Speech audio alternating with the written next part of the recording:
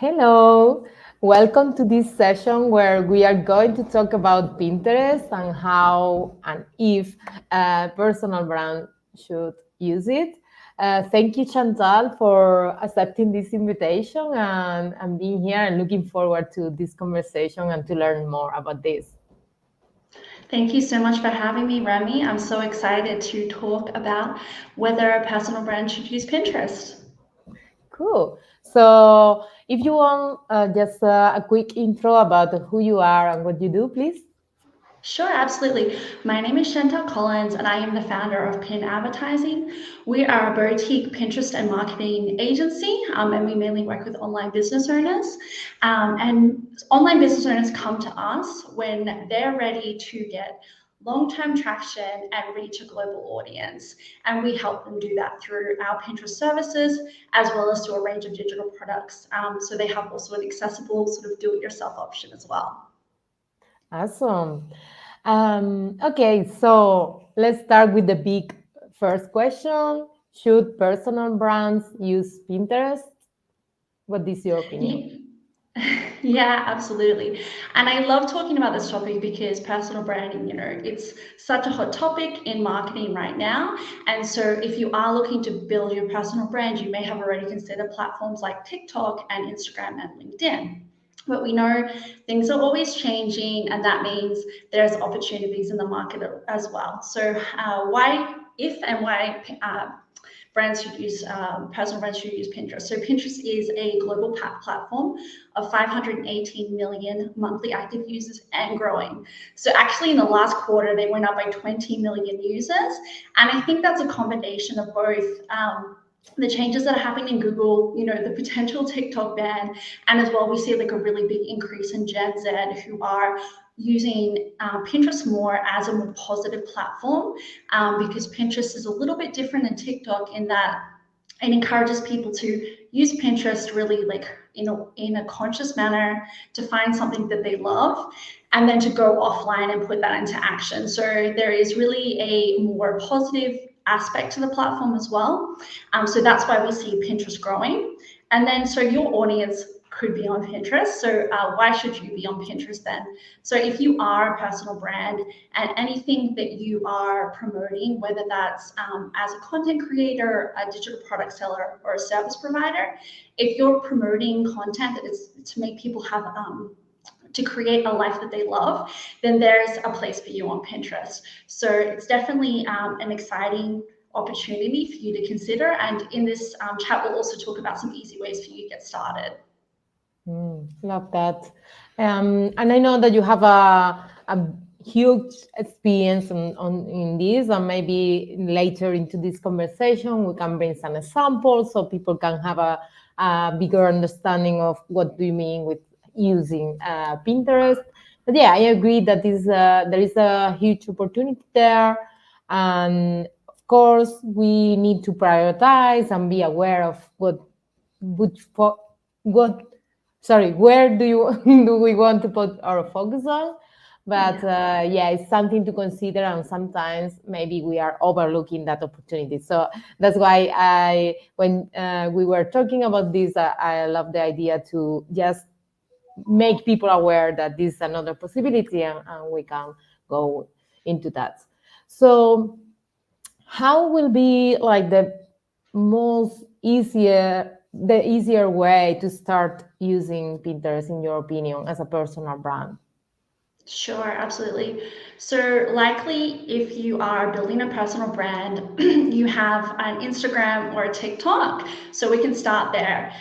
So, if you already have Instagram and or TikTok as your primary platform, then you could look at introducing Pinterest as your secondary or third platform, and look at the content that you can take from TikTok and or Instagram and put it on Pinterest, and then see how it goes on Pinterest over time. So some of the content categories that are really easily transferable. So we are looking at like educational content, inspirational content, and even promotional content. So all of that content is really relevant and likely to perform well on Pinterest. Some of the things that you may not find perform as well will be more like that sort of entertainment. Like if it doesn't really have sort of an educational or an inspirational or actionable piece, you may find it doesn't perform as well on Pinterest than it may on TikTok, for example. So that's kind of to give you an idea of the overlap. And then essentially in terms of like the videos, most of your videos in that sort of mobile format can be taken from TikTok and or Instagram and then published on Pinterest as what we call video pins. The only caveat is to make sure that you remove your watermarks. So there are tools that you can use like Snaptic or free tools that you can find online. If you're using TikTok, that you can upload that video, make sure you remove that watermark and then publish it on Pinterest. So that's the only thing I would say to make your adjustments. And now to make things even easier, just recently, I think in the last week, Pinterest has launched a new functionality with an integration with Instagram. So if you are an Instagram user, you can go to your Pinterest account, claim your Instagram account, and then actually set up to auto publish your Instagram posts onto Pinterest. So that provides a really easy step for you to start getting your content onto Pinterest, to see what's resonating with your audience on Pinterest, what's not resonating, and then start to like evaluate, whether you're getting traction on that platform without investing a ton of time in it as well. That's a brilliant idea because I love repurposing. So if we can use the same piece of content in several platforms, that's amazing. Usually what I do is I create the video outside the platforms so I can repurpose, because also now you can put them into YouTube Shorts. And so there are several platforms that the same kind of short form video will perform. So I love the idea of, okay, I am doing it already for these other platforms. Why not use also Pinterest as a way to position yourself and make the awareness about your brand keep growing also in that platform, especially because it's kind of a search engine style, right? Exactly. And so that's the benefit, because if you are using these short-term videos, whether you're creating them outside the platform or not, you can then essentially extend the life of that video. So if you're going to put it on TikTok, it may not last very long. You may put it on Instagram, after 4 hours, it may not be shown to many people. Whereas on Pinterest, like the content that you publish on Pinterest could last years, because it is both search and discover. So the way it works is two ways. Pinterest will look at users' behavior, like what content they're engaging with, what content they're saving. So when they save it to a board. It's like a bookmark. So that's one way that Pinterest will then recommend content. And the second way is that people can actually search on Pinterest for keywords. And those keywords are usually between 1 and 3 words. So for example, like sustainable yoga pants, someone might search for something like that, and then they will receive search results in the same way you would kind of with Google, except it's more visual. So you'll get those videos or you'll get those static images that are coming up in search results. Yeah, that's interesting. And something that because I have been using Pinterest in the past just as a customer, and I am not so familiar with it, is like about the hashtags, how you use hashtags inside the platform or not. Can you, I don't know, illustrate a bit about that, please? Yeah, I mean, hashtags is kind of a funny thing, because they were there and then they took them away and they're Okay. kind of back again. I'm not using them because I have a feeling Pinterest is going to take them away again. And they just don't kind of work at the moment. So I would say, like, Okay. just don't worry about hashtags right now until we get an official word from Pinterest that they're definitely back. What you do want to focus on is like keywords. So Okay. as long as you're using those keywords, so if, like, say for example, you take your video and you put it up to publish it on Pinterest as a video pin, then you just want to make sure that you're adding those keywords into your description and your title. And so just to be clear about that. So that there's the first method that I mentioned about the auto publishing, that will automatically pull a title and description. So you can edit it afterwards, but that kind of takes away the whole like ease of it. Alternatively, auto publishing is one thing, or like we said, you can actually like take that video and publish it directly, and then you can add in your title and description with those keywords. So those are sort of like the two ways to add your content. And what I would say is it really depends on like how much you want to invest. Like if you're just looking for an easy, like I just want to see how I feel about Pinterest, I want to see if my content gets traction, you could try the auto publishing route. Or if you want to actually be more selective about what content you want to add to Pinterest, then you can choose what you want to publish and actually take that video and then upload it to Pinterest and then write your pin title and pin description. Mm-hmm. And there is, so just to recap, the places where I can put my keywords are the title, the description. Is the name of the video any important here or not? Like for Yeah, so SEO, there's, so I don't know yes. if this applies here or not. Sure. I mean, there's a lot you can do to optimize your Pinterest profile if we want to talk about like the holisticness of it. So in terms of your like profile name, your profile bio, and then on Pinterest you have your Pinterest bullets, which is kind of like categories or like groups that you save your content to. So you can also use those to put your keywords there. So that's like from a profile perspective. And then on the actual content itself, which we call a pin, so like a video pin, as I mentioned, you have the pin title, the pin description, and then also the text overlay. So if you were, as example I gave, like a sustainable yoga pants like seller, so maybe you're like an artisan or whatnot, you might then use those keywords like in your text overlay. So I'm essentially like looking for what your audience might be searching for, whether that's product related or sort of like more solution related, related to the ideas and things like that. So you can actually use the Pinterest search bar by going to Pinterest and start typing in like one word that you think your audience might be looking for and seeing the auto-populated suggestions, and that'll give you a lot of ideas about what people are searching for on Pinterest. No. Okay, good. That's great. And do you have any recommendation or because on Instagram, different people are recommending like post X number of times per week or things like that. I don't know how is the situation in Pinterest. Should we do Sure. in a frequency? How? What is your recommendation here? Yeah. So if you're going to the auto publish from Instagram, then that would then be based on how often you're publishing to Instagram. If you were then going to then publish directly on Pinterest, you could still publish on Pinterest even if you're doing auto publishing, by the way.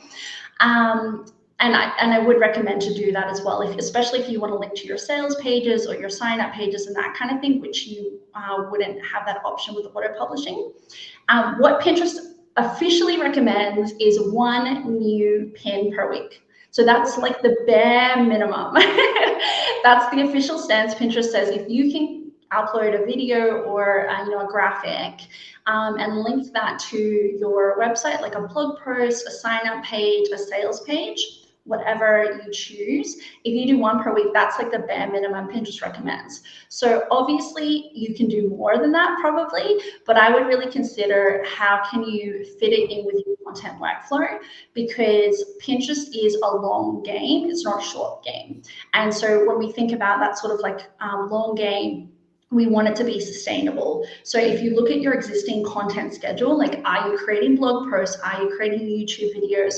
Do you have a podcast? Like those long form pieces.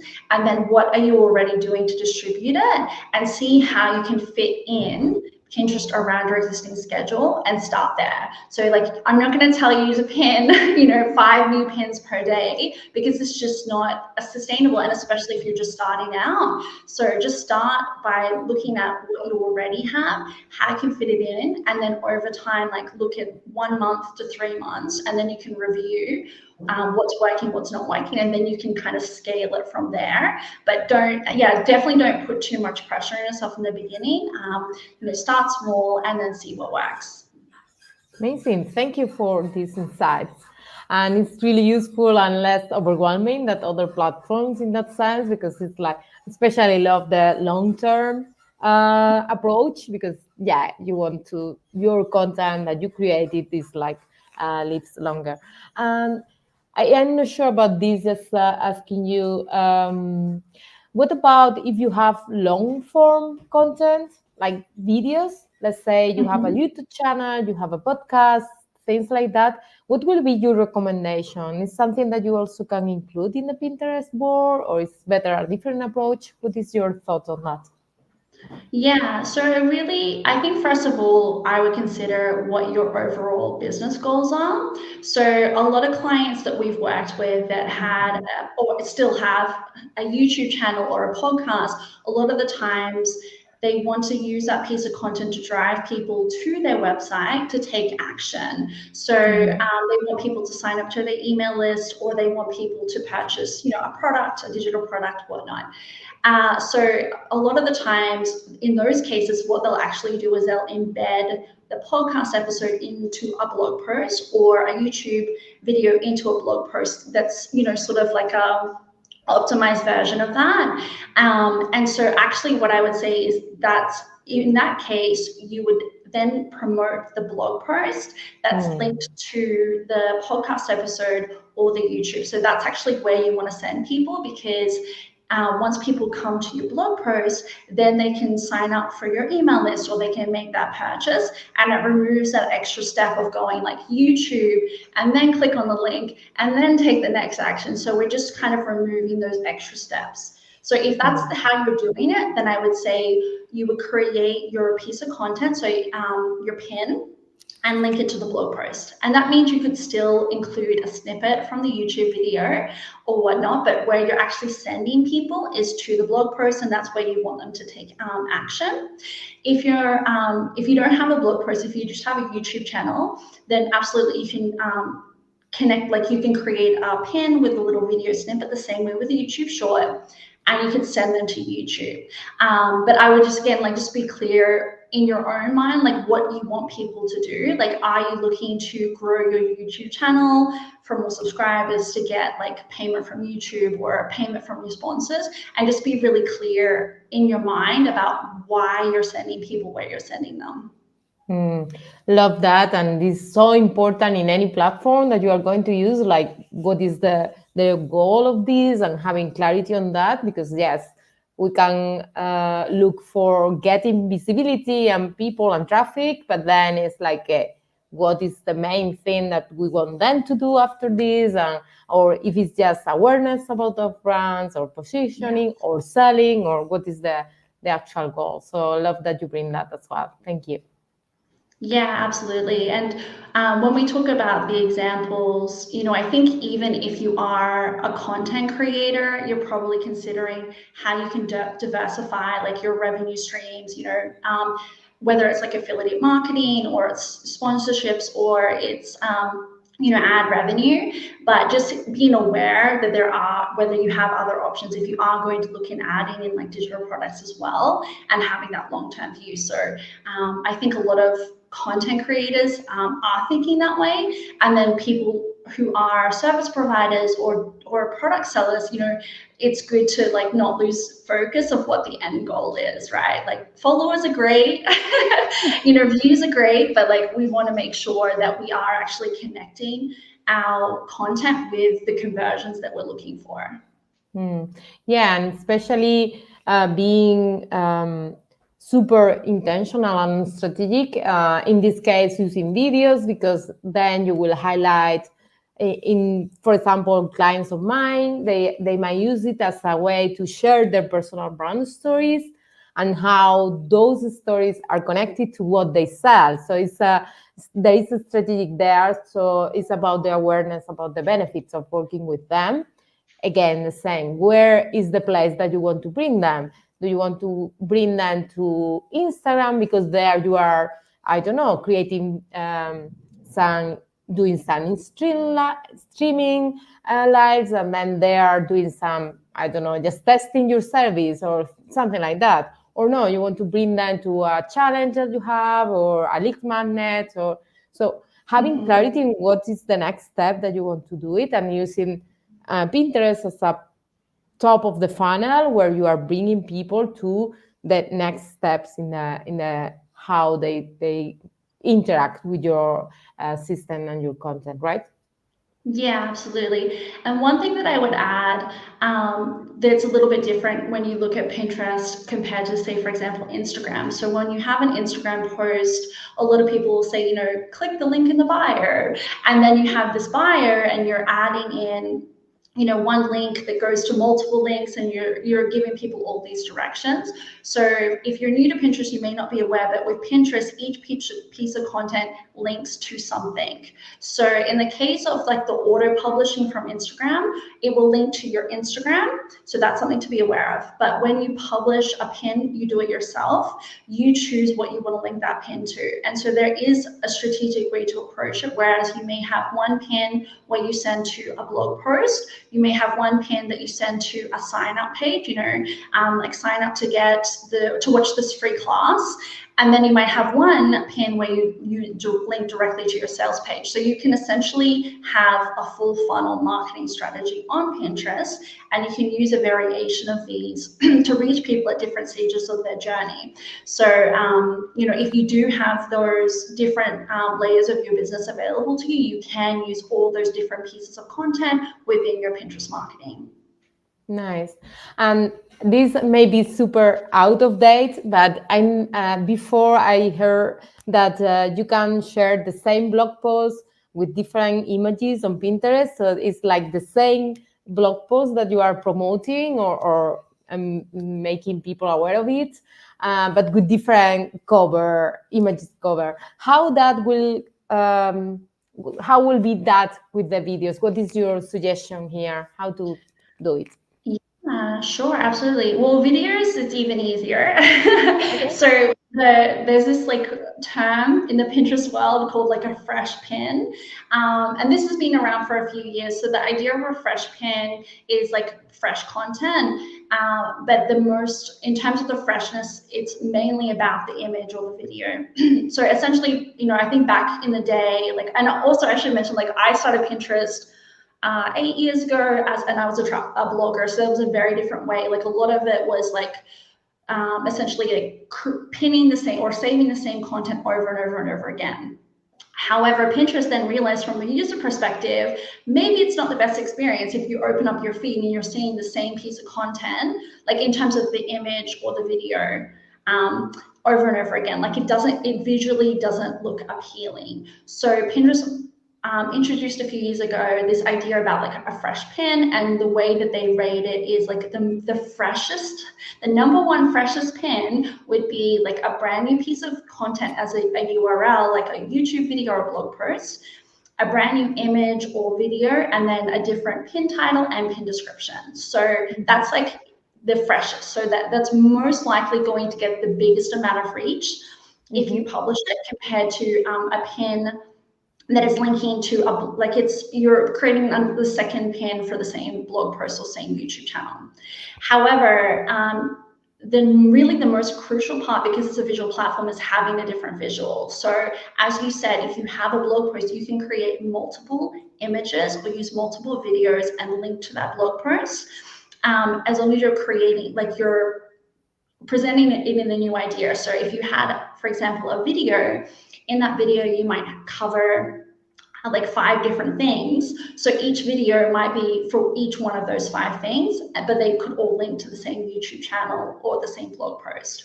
So visually, like the user, when they look at their feed, they're not going to see the same piece of content over and over again. And it's still giving value, like you're still giving value to the audience. Like it's not like you're trying to sort of game the system or anything like that. So it's like really a win-win, I think, for everyone, for the platform, for the user, and for the creator. The only caveat that I would say is try not to pin the same, or try not to link to the same URL more than once per week. which Okay. for most of us is easy enough to do because, like, as I mentioned, you can link to blog posts, YouTube videos, sign up pages, and sales pages. So, just as long as you're not, doing the same page like every single day, you might get flagged as spam. So that's the biggest thing to watch out for. Okay, thank you for the tip, and for all these ideas. I am sure people that is listening to us or watching us will be already thinking about how to implement this. So that's fantastic. So I don't know if you would like to share with us some examples, and maybe we Yes. can see this in action. Yes, let's have a go at sharing the screen. Yes. Okay, we're gonna go share. Okay,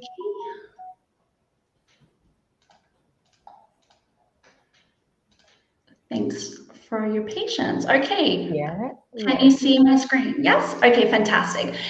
So the first example that I would like to share with everyone is this is a content creator turned course creator. So she now has a range of digital products, but she's also quite well known on the Pinterest platform. She has worked with Pinterest directly, and she's worked with a lot of brands as well in partnerships. So it's a really good example of someone who has built a personal brand. So Isabel Diaz, she's Brazilian born, living in the US, and her whole niche is about helping people create a life that they're in love with, which is exactly what Pinterest is about. So it's a really perfect platform for her. So some of the things we're looking at in terms of the profile optimization, as I mentioned before. So we do have the cover image at the top, which makes it really clear what she's about. And we have an image of her, which is really good for that, building that personal connection. I would always recommend with your profile image to use your photo rather than a logo. It's just much more effective at building that trust with your potential audience or customers. The other thing we're looking at, as I mentioned, so we have here her bio. So she's talking about, self-improvement tips, which is most likely a keyword. Personal development tips, probably also a keyword. She also talks about, wellness, and here we can see self-care ideas as well, which will be another keyword. So she's used some keywords. She's talked about, what her content is about. And we can also see as we scroll down some of the boards, as I mentioned before. So these are those sort of content categories. And we do see that she has a few that have keywords like summer ideas, powerful affirmations. So looking at her profile as a personal brand, so we can see a lot of those key things that I mentioned, that she is coming across, even though it's on this platform, she's really bringing forward a visual representation of her brand. She's still making it personal. And if we look at her content, what we'll see is that we do see a lot of really focused on that building the life, a life you love, and she's connecting to a mix of blog posts and back to her website. So so this is one example of Isabel Diaz, and as I mentioned, she's also worked with a lot of brands as well. The next example that I have is of Jasmine Starr, who is a photographer and business strategist. Again, we have a really big image of her. We also see that she has the keywords in her title as well. And she's also included in her bio, who she helps. So she helps entrepreneurs build a brand and strategy. The other thing is she's actually included a call to action within her bio. So she's sending people to download her free branding guide. Again, with the boards, we can see there's some keywords included in there. And one thing that I just noticed as well, looking at Isabel's profile compared to Jasmine's, is that Jasmine has a lot more imagery of herself in her most recent pins. So that's something that if you knew her and you were scrolling on Pinterest, you would more likely realize, not just from the branding, but from seeing her in the images, that you would recognize her because she's including herself on those graphics as well. Yeah. Just a question because I'm not sure about that. How some of those are videos, or all of these that we see now, they are images? Yeah, so all of these are images, but in my next example, I'll give some Okay. examples. One that Jasmine has, looks like she's repurposed, probably from Instagram, and she's uploaded directly onto Pinterest. I won't click on it because it'll probably start playing sound. Yes. But yeah, I know like that she is someone who does really like use her Instagram content and come across. And then in these ones, they've actually created these pins that go to her. So that goes to a blog post there as well. So she has a mix of the video content and Nice. yeah. Okay, and so in this next example, so the first two examples I gave were of two like personal brands that have their businesses in their name or their profile in their name. The next example that I have is a client of mine that actually her brand name is her company name, so Big Cat Creative, but it does really rely on her expertise as she is a Squarespace web design expert and she sells Squarespace templates. So she is recognizable in the expertise she has built up over the past few years. And so we do see her, even though it's Big Cat Creative, we see her featured in the visuals as well. And I can give you some examples of the difference between the content that was uploaded from Instagram and content we've uploaded directly. So this example here on the right-hand side, so this is something that was this one here. So this one here, these are auto-published from Instagram. And so essentially like that's content that has been published onto Instagram. And then once we connected the Instagram account to Pinterest, it auto-published these videos up to her profile. So we don't have any control over the pin titles or pin descriptions, and it links back to Instagram. But if you really wanted to, you could edit them and you could change those features there.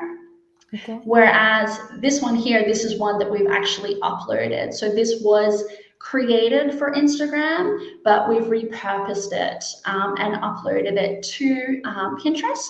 And so this links to the blog post this is associated to, and it has an optimized pin title and pin description.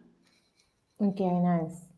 And I have a question, maybe this, I would like to know your opinion. Are you recommending to use some kind of tool to scheduling pins, or this is something that you can do directly in the platform? I would love to know about that because I like to program like different platforms, posts and pieces of content. So I don't need to be every day or every whatever. Yeah, absolutely. So, well, I'll start first from like the native scheduler. So Pinterest does have a native scheduler within the Pinterest platform. You can either use on the app or the desktop. Desktop version, you can only schedule up to 2 weeks in advance, or at least last I checked, and I haven't heard anything further about it. And I think on the app, you can schedule to up to a month. But I know for me, like that is not very comfortable for me to be scheduling on an app. But if you are someone who's very mobile first, that's probably great for you. The other thing to mention also is that on the app, there's a little bit more of like functionality. It's, you can add more features and stickers and things like that. So if you are someone who does like to upload a raw video and then add all your text overlay and your stickers and your music within an app, you can do that on the Pinterest app.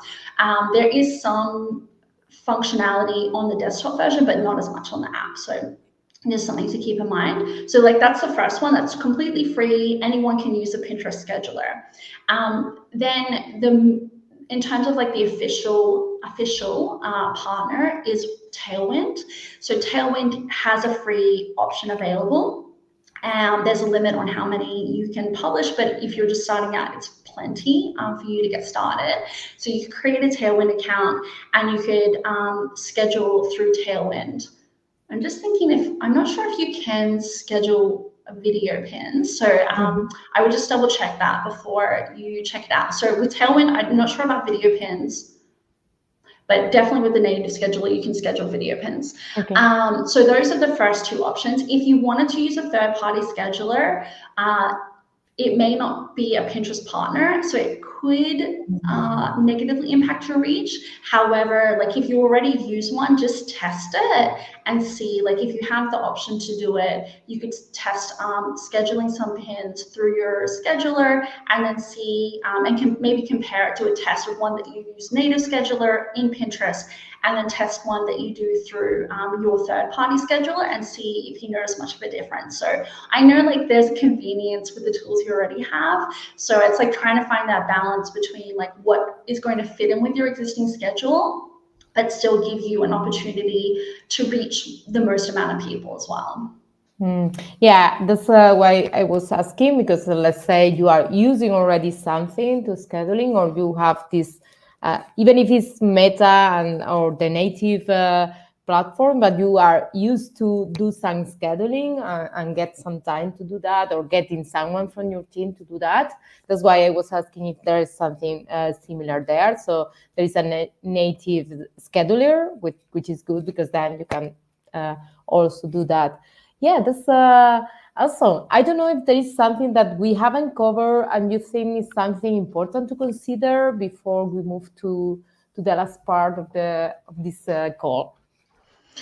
Yeah, I think just to wrap it up, I would say, be intentional about, again, remembering what your overall goals are. Like if you are just, purely like building your personal brand and like getting the most amount of reach, then doing something like I mentioned with like the Instagram auto publishing, that could be a really good option for you. If you want to be a little bit more strategic and you want to make sure that you're linking your content with conversions, whether that's sign up conversions or sales conversions, being a little bit more intentional about the content you put on Pinterest and what you link to. But at the same time, like don't overdo it, take it slow, scale over time, and make sure that you are tracking your metrics. So like what's your, where are you now in terms of your Pinterest metrics and what you see in Google Analytics. So if you already have a Pinterest account, check your Google Analytics, see what traffic you're already getting from Pinterest. And then make sure you set that starting point, and then you're checking it as part of your monthly analytics, and you're and measuring that against like your investment and your outcomes, and making sure that's always aligning with your overall goals. And that's really, I think, the biggest thing. It's not about how many followers you have at the end of the day, or if your content's doing better than someone else's. It's about making sure that you're progressing your where you want to go, and that you're measuring against your own stats as well. Amazing. Yeah, thank you.